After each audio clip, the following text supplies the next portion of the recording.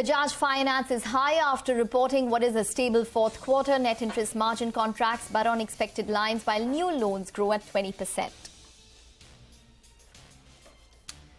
Focusing on the life insurance companies, HDFC Life reports an in-line fourth quarter, but the stock corrects as the commentary for FY24 remains a little bit cautious. The VNB margin expansion helps SBI Life put up a strong show. The stock is up 1.5%. L&T Tech reports a revenue beat, but margins miss estimates. The stock surges as guidance for FY24 exceeds expectations. The management also tells CNBC TV18 that spends towards electrification and energy conservation remain intact. Syngene too surges after revenue and profit numbers beat guidance for FY23. Raymond surges close to around 7%. Sources tell CNBC TV18 that Godrej Consumer Products is all set to buy the company's FMCG business, a deal that will strengthen Godrej's play in the men's grooming and give the company a presence in the fragrances and sexual wellness categories. City Union Bank's long-standing MD and CEO N. Kamakodi's term gets extended for another 3 years. Stock surges over 6%.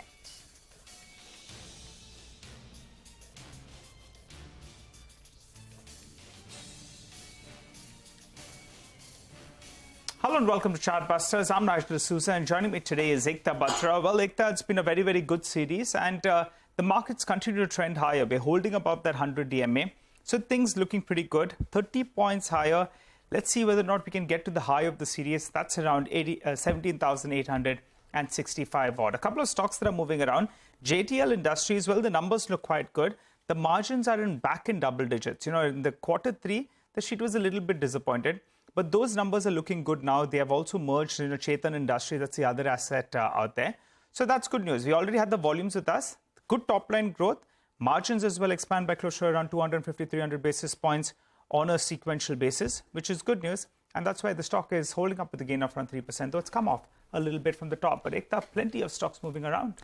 Hi, Nigel. Yes, absolutely. You know, there's so much of deal activity which has taken place this entire week. We're waiting by for any kind of incremental news coming in on Raymond as well, which has really been one of the stocks to track this entire week. But separately, we do have a couple of stocks which are in focus, and I'm looking at a couple of stocks from the pharmaceutical space. Maybe Lupin should come up for you because there is some, trepidation with regards to Lupin and one of their key drug launches, Spiriva generic, where the target action date, or they were expected to hear from the US FDA potentially in terms of a deadline in April or maybe even July. So the street wants some clarity on that. But nonetheless, let's talk about a couple of companies then. Let's welcome Kapish Jain, who is the Chief Financial Officer at IIFL Finance, to discuss their fourth quarter performance in detail. Hi, sir. Welcome to the show. Well, first, just wanted to start by talking about the disbursements which have taken place in some of your key segments such as MFI, loan against property,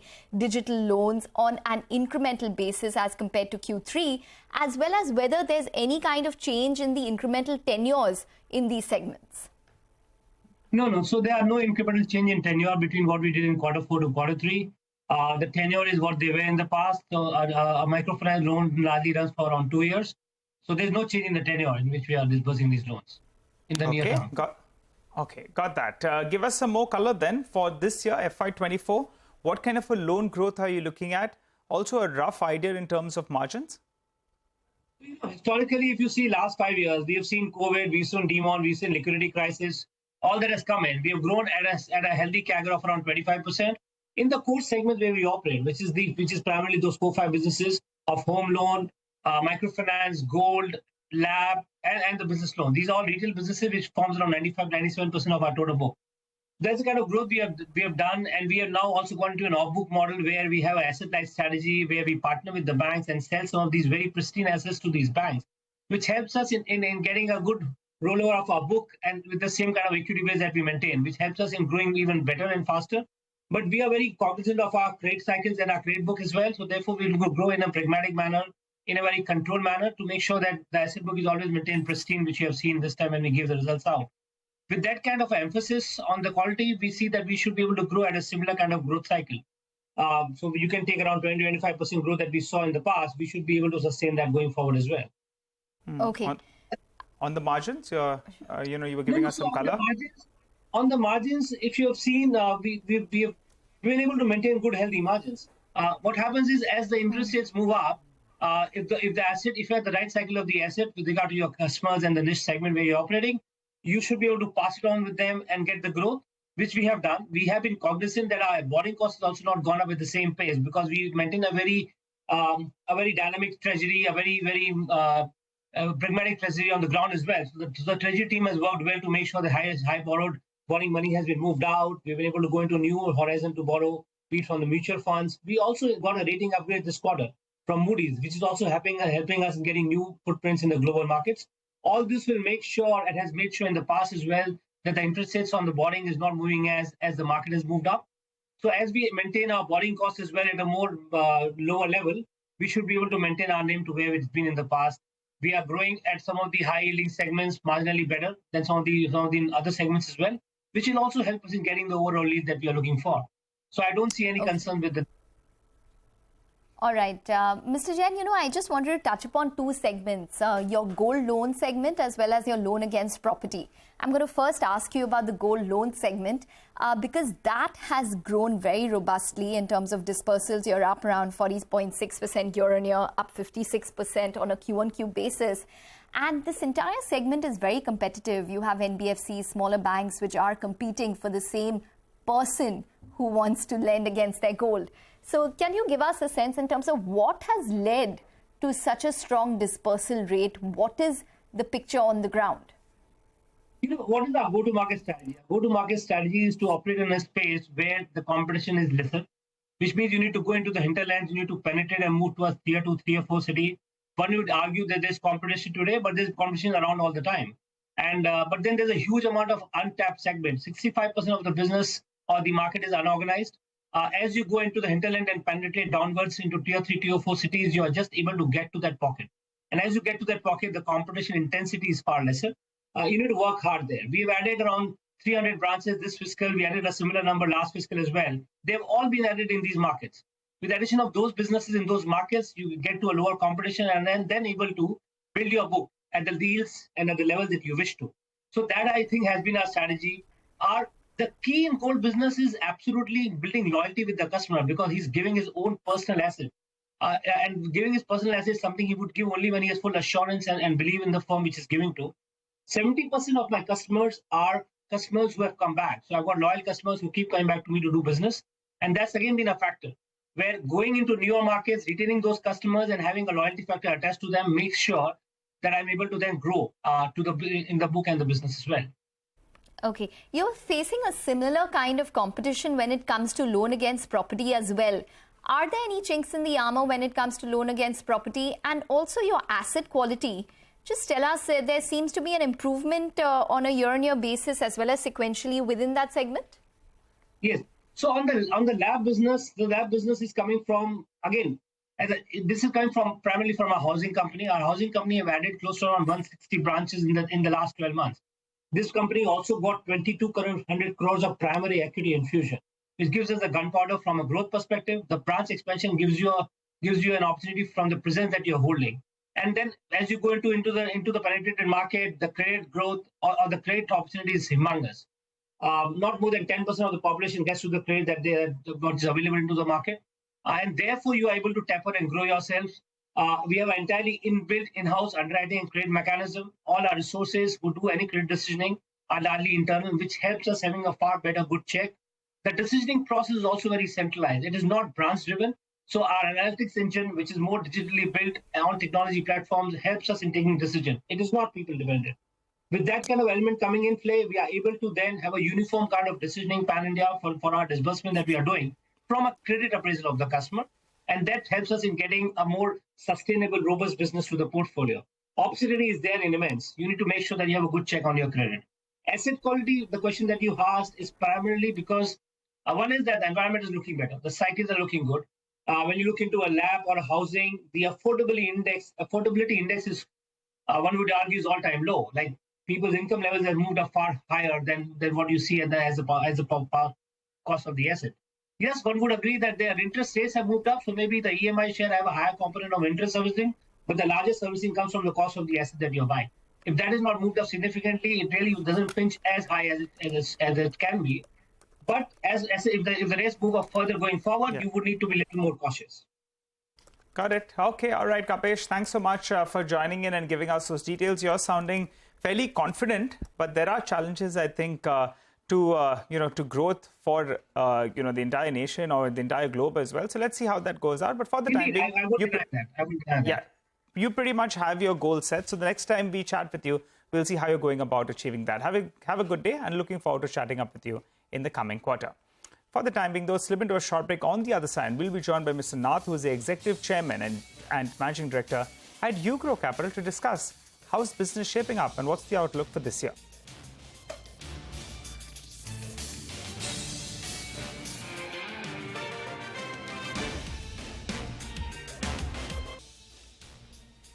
Welcome back. Well, absolutely quiet for the markets in terms of the frontline indices. We have the Bank Nifty, which is marginally lower at this point in time. We do have a couple of numbers to watch out for. For example, Laurus Labs, which will be coming out with its numbers today. That stock is lower. Ahead of that, LTI Mindtree as well. In fact, it's a tech-heavy day today. We have the likes of Mphasis as well as Wipro, TechM, LTI Mindtree, all of them which will be reporting numbers. But let's get on to some news from the deal street.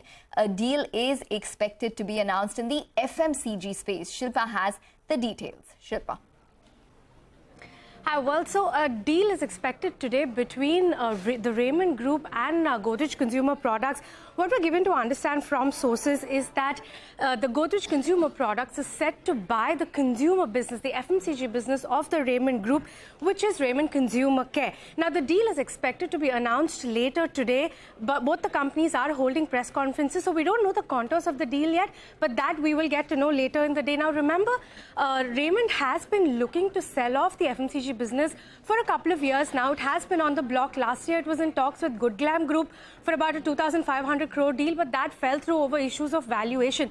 And the listed entity of Raymond has about a 47% stake in Raymond Consumer Care, and this deal will give Godrej Consumer a presence in the men's fragrance, sexual wellness and grooming, and home care categories. Now, Raymond Consumer Care, the business, it currently operates in the personal care, sexual wellness and home care categories, and it has brands like Park Avenue, KS Park, Kama Sutra, and Premium Raymond perfumes. Now, most of these brands, in fact, have had market leader positions over the past couple of years. For instance, KS Park is the leader in men's in deo fragrances. Kama Sutra is the third largest player in the branded condom space, and this will now give GCPL a foray into not just fragrances and sexual grooming. It will also strengthen its play in the personal care segment with a strong presence in male grooming. That is what Raymond will bring in to the table to GCPL here. Now, like I said, the deal is going to be announced later in the day, and we will get back to you with more concrete details on that.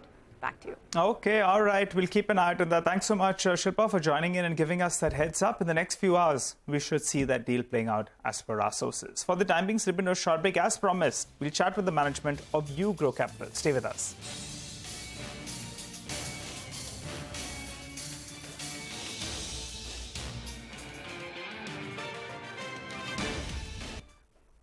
Welcome back. Well, as promised, let's focus on another company, Ugrow Capital. Well, the stock has been in focus. I think if you pull it up over the last few months, today it's up close to around 0.5%. But in the last few months, well, the stock has seen a bit of a jump, particularly in the last 3 months or so. I think after they came up with their operational performance, pull up a 1-month chart, the stock has seen a bit of a bounce. Last 1 year, as flat as can be. To understand what's going on, what's the way ahead, we're joined by Mr. Nath, who is the Executive Chairman and Managing Director of the company. Hi, Mr. Nath. Good morning. Thanks so much for joining in. Well, I was just going through some guidance that you've given, and I believe that from around the 6,500 crores AUM, you're looking to take it to around 20,000 crores. Run us through, how you're going to get this done, point number one. And point number two, could you tell us about the asset quality? Because the fear is when you're growing your book at a fast clip, the asset quality could see a bit of a stumble. What's your outlook on both these two fronts? Nigel, I will just take 1 minute to give you, because most of your viewers and the listed public market hardly knows that there is a listed fintech called Ugrow. Ugrow was started in 2018 when I acquired a small shell listed company called Chokhani Securities. Simultaneously, I raised roughly around 1,000 crore of capital, which came from 4 large private equity investors, TPG Newcrest, Samina, ADV Capital, and PAG Asia. And our idea was to use the emerging data set of GST banking and bureau, create a highly specialized lending platform, and build India's largest small business financing platform. We were very clear that as Bajaj has done in consumer finance, next decade and a half belongs to the small business financing, because the traditional method of underwriting and assessment of SME customer would dramatically change and shift as more and more small businesses would keep coming in GST net. Starting from there, our first year was just post ILFS, 2019-20, wherein we deployed our equity capital of 850 odd crore. Then there was 1.5 years of shutdown due to COVID, but we rapidly expanded our base and infrastructure. In 2020, from a 9 location, 150 people company, we have grown to almost now 2,000 plus people company with almost 100 plus location. Our digital infrastructure has grown from 5 people to 250 plus people. So the growth which you are seeing is a function of our high early investment into building the infrastructure to cultivate the growth, because we see the immense opportunity. So we did 850 crore in year 1, 1,350 crore year 2, and once the entire infrastructure got set up in 22, we were at 3,000 crore. In 23, we were at 6,000 crore. We are on a run rate disbursement of 600 crore a month. And that's why we are confident on, reaching roughly around 10,000 crore, and that will calculate to, the guidance which we have given. Second, in terms of your question of the risk to the portfolio, almost it's a function of selection. Today, for a 600 crore disbursement, our login to approval rate is roughly around 30%.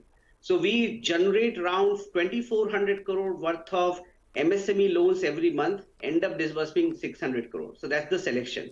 Second is the methodology. UGRO is India's tech-driven lending platform, where our assessment of cash flow predominantly by GST banking and bureau. Okay. Mr. Nath, just wanted to touch upon the asset quality which Nigel alluded to, because your restructured book had at one point hit 7% of your total loans. Though you have reduced it, what does it stand at currently, and what are the trends in terms of gross NPAs that you can give us some color on? Yeah, so actually our restructured book, we have demonstrated an extremely good quality portfolio all through the COVID. Our current restructured book is roughly around 1.5% of total asset under management. So once the first restructuring came in our book of around 1,000 plus crore, we provided restructuring opportunity to all our customers because we are flushed with liquidity. And since then, almost 90% of that book is current and paying, and so we don't see any pain on that. In terms of the future of, we believe that we create our portfolio of what we call from a low yielding portfolio to mid yielding portfolio. So 70% of our portfolio is secured. All large portion of that portfolio is in lower yielding of 11 and 12%. And that's why we believe that next year we'll be in the range of credit cost of 1.5 to 2%. So we reverse engineer our credit cost by mixing the portfolio.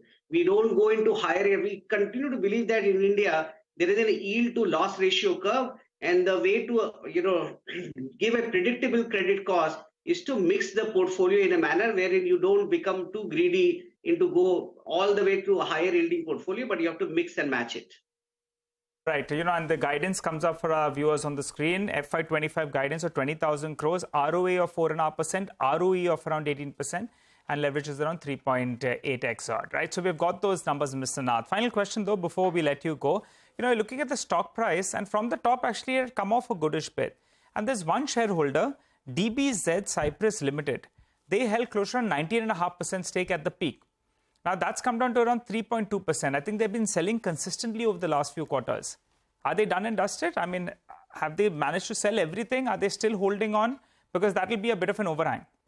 Yeah, I think not many people pick it up. Nigel, you have picked it up very rightly. One of the reasons why we are trading at near to 1-time book value and 0.9 time of our forward book value, while we recently raised around 350 crore of equity capital, which came from Denmark government plus some of the large insurance company in India. DBZ is an investment vehicle of PAG Asia, which, as you know, is a $56 billion fund. DBZ's fund vehicle, which invested in Ugrow, life was over last year. So they had no choice but to divest. Also, strategically, we found it right because given that large percent of our ownership is in the hands of PE, so we felt this can provide liquidity to the stock. So they have been selling in the market. Most of that had got consumed in retail. Our shareholder base has gone up from 900 shareholders to 12,000. Actually, now they are left with not more than 1 million shares. So I think so this is almost done. And that's why we think so that the selling pressure from one large investor is over, and stock should we should be fairly valued where we should be. Interesting. One part of, I get your argument, but maybe if there was so much of demand and so much of interest going by your growth outlook, maybe other large shareholder could have come and picked it up. But that's market dynamics for you. We get, your guidance as well that you're talking about. I think we have to cut across to the RBI governor who's addressing the press. Let's hear him out. Transmission of monetary policy to the real economy depends very crucially on a smooth functioning of the financial markets as well as financial intermediaries like banks and NBFCs. It is in this context that the key and complementary functions of the central bank, such as setting of interest rates, liquidity management, regulation, and supervision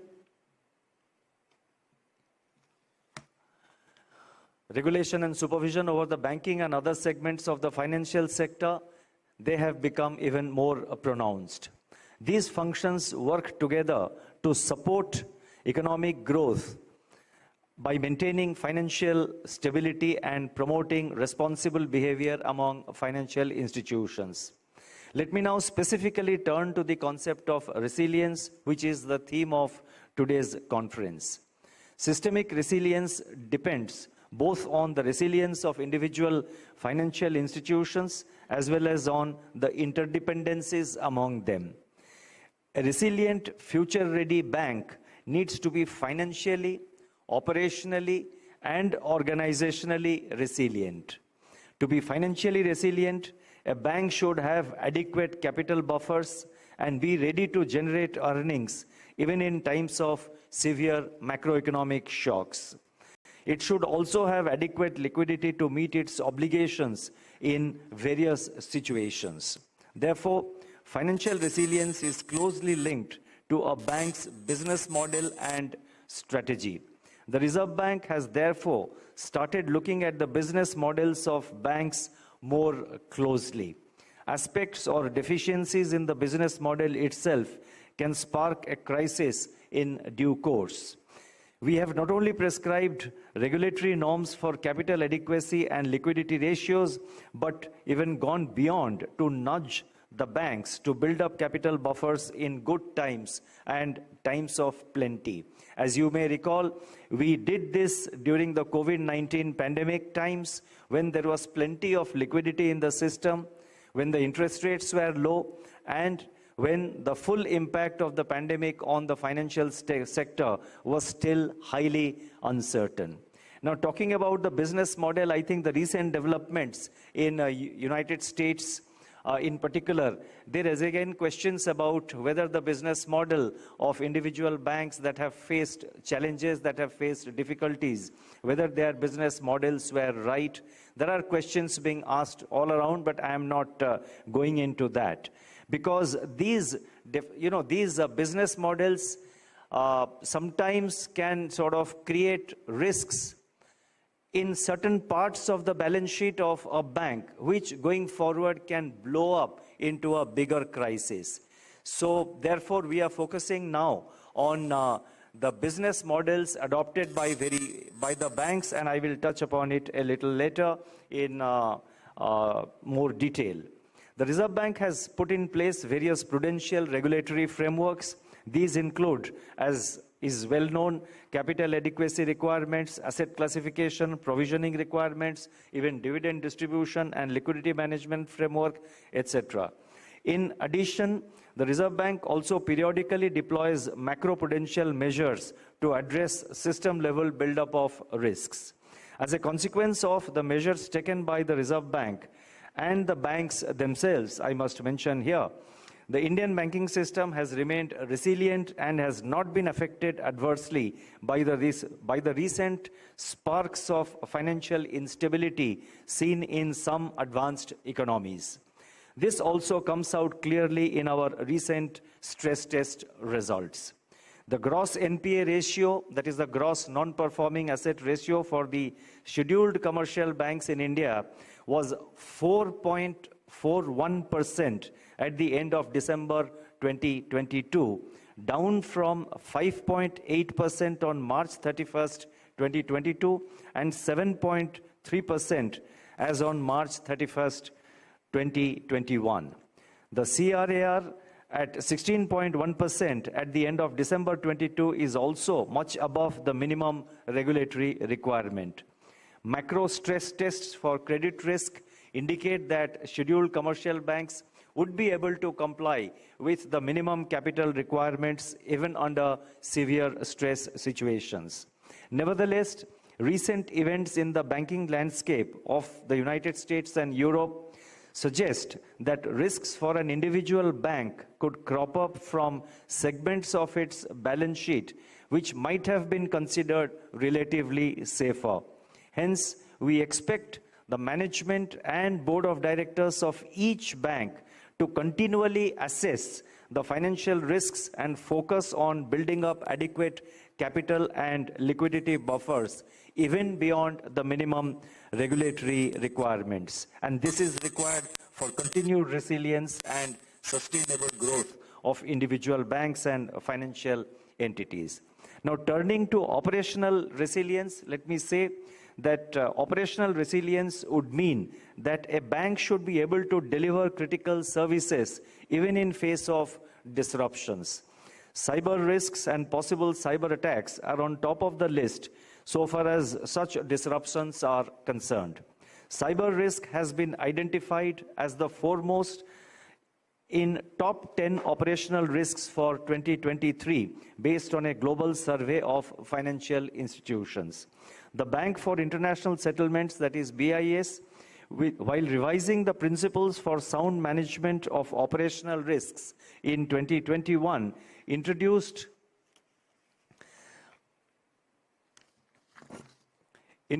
specific principle on information and communications technology, that is ITC risk management, reflecting the importance of this risk.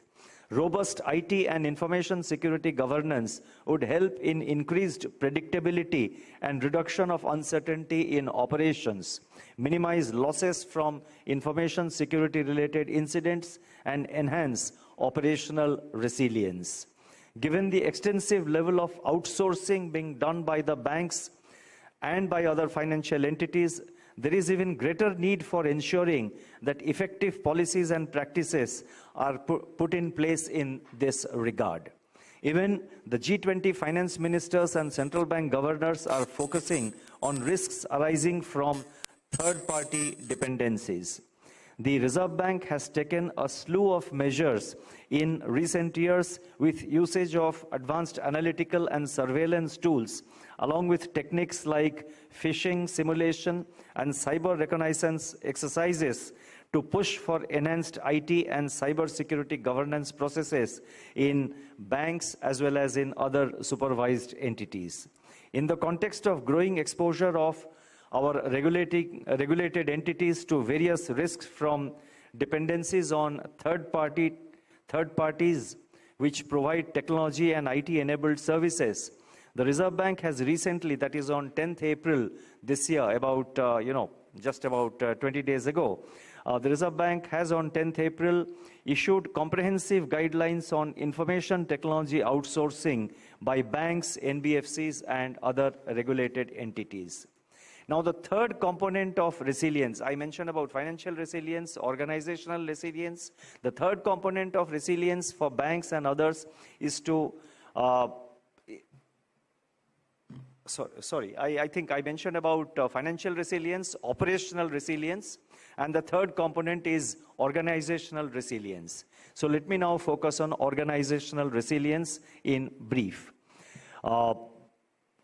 Banks and other financial institutions also need to be organizationally resilient so that they anticipate risks early and absorb them efficiently. Organizations must have the capacity and resilience to protect themselves from adverse incidents and shield their balance sheets. To achieve organizational resilience, regulated entities need to continuously evolve by standardizing policies, processes, organizational culture, and governance. They must also be flexible enough to encourage diverse ideas and innovations within the organization. You see, there is one thing, the institution by itself should have the inherent organizational resilience to withstand a crisis. And I elaborate upon it a little more as I elaborated, I will, delve in greater detail on this as we go forward. Now, let me just also, in this context, touch upon the pillars of Reserve Bank's regulatory and supervisory strategy. An important element of our strategy of making the Indian financial system, including the banking system, future-ready is the robust and enhanced regulatory and supervisory framework which we have put in place. Our present approach to regulation and supervision has been built essentially on 3 pillars. First, one of our focus areas in recent years has been to strengthen governance and assurance functions within the regulated entities. All right, that's the RBI governor speaking at the Financial Resilience Conference. Quite an apt theme, perhaps, given the times that we live in.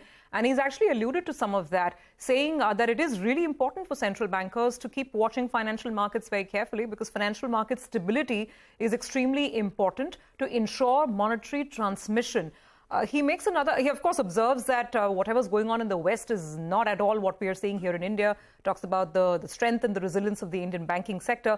He also goes on to say that banks in India should look at perhaps generating profits even in tougher times, and that the Reserve Bank of India has started looking at business models of banks very, very carefully, because he says that in the US, it is the business models that have been flawed. That's what the recent crisis, if I could call it that, that has thrown up, or what has come to light, looking at the Western economy issues with respect to banks. So that's the Reserve Bank of India laying out the roadmap in terms of financial stability in the capital markets, also being a fairly important point for central banks. We'll take a quick break on that note. We'll come back on the other side and kickstart all the action on Trading Hour.